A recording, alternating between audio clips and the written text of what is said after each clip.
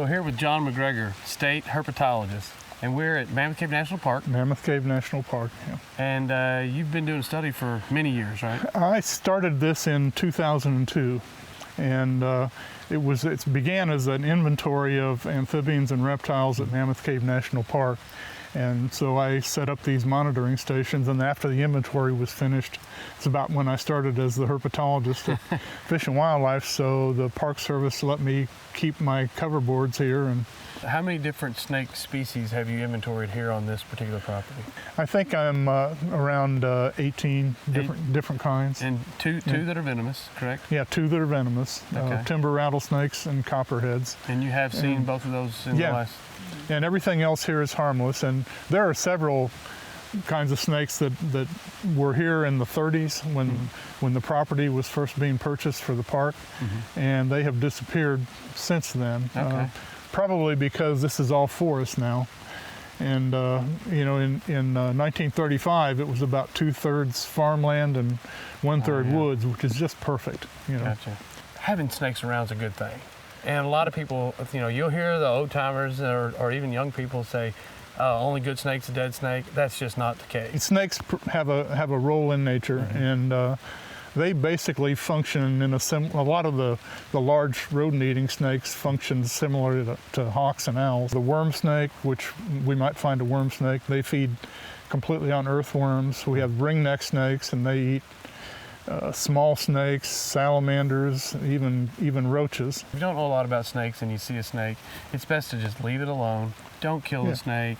Don't bother the snake. And if it's venomous, you know, keep your distance and you're going to be fine. Yeah, we should get to see what venomous snakes do when you're not threatening them. Alone, yeah. Okay. Usually, if you just step back a step and the snake will go on its way, and they move pretty slowly. I mean, copperheads and rattlesnakes and cottonmouths are heavy-bodied, and they're fat. They're like me, you know. They don't move real fast, but if you give them an opportunity, they'll leave. Well, I'm excited. Let's go turn over some tin and see what we find.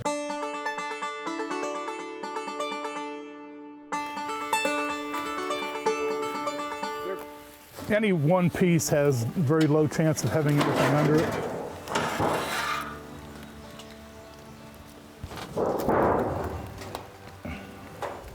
You know, this is a full-grown adult worm snake, and this one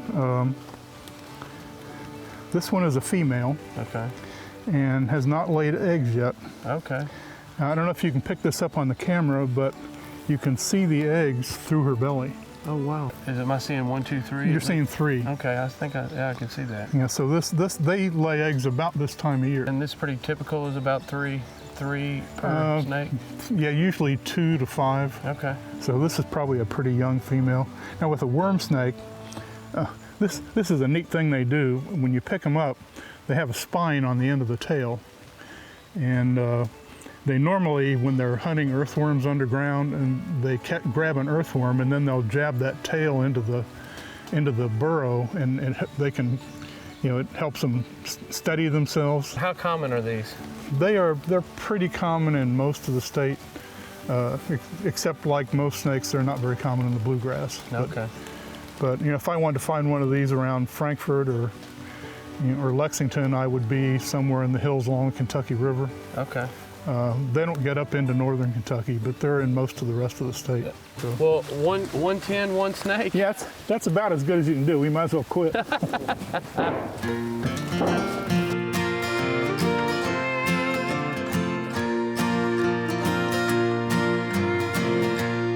These are 2 eastern garter snakes. Okay.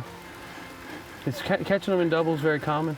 No, and these are both females. Okay. In fact, they're both pregnant females. You can see how heavy-bodied they are. Yeah. Back through here, and they will have usually at least 25 or 30 babies, and sometimes a lot more. Yeah. And then this one is also pregnant. They look kind of lumpy. Is that how you can tell? Yeah. Yeah, just by the body shape. These are both full-grown. These are actually pretty large for garter snakes. Yeah. Usually when you find a garter snake this big, it's almost always a female. Oh, gotcha. Now with some kinds of snakes, like copperheads, the males tend to be bigger. But with garter snakes, most males are maybe 2/3 this size. And so that musket they throw out is something that is a mechanism for self-protection, right? yeah, apparently it tastes really bad. I've never tasted it. But to a predator like maybe a skunk or a weasel or a raccoon, that would give them a really bad taste, and they would probably turn the snake loose. These are common all through the state. This is probably the commonest backyard snake that we have, because they feed on earthworms and fish and frogs, slugs, just about everything. And another thing about garter snakes is it's really the only snake we have that has a red and black tongue. Oh yeah, yeah. You can see that it's kind of neat. It's a pretty distinctive feature of garter snakes. When I was a kid, this was the main kind of snake I looked for, and they crawl away from you, and that stripe, your eyes kind of fix on the stripe, and the stripe seems to be staying in one place even when the snake is moving. And so the snake just gets smaller and smaller, and then it's gone, you know, and you're still staring where it used to be.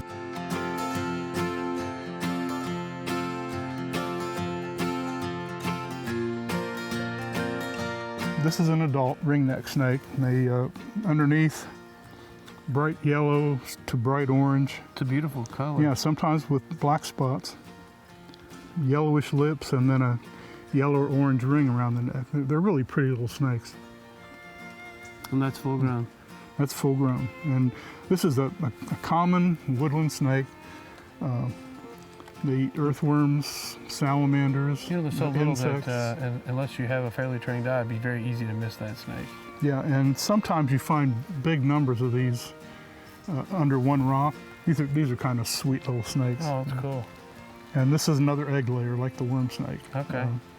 But you know, that's about average. But they do get about 2 feet long. Still not likely to bite, right?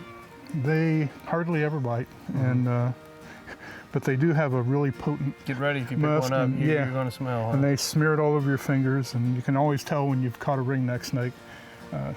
Soap and water usually gets rid of the smell, but not always.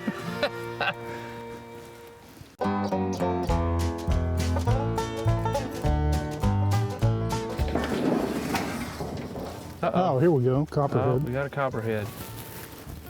I mean, he's not doing much of anything. He is pretty docile. Yeah, and this is the way it usually is when you find one under something. That would be maybe 2 feet.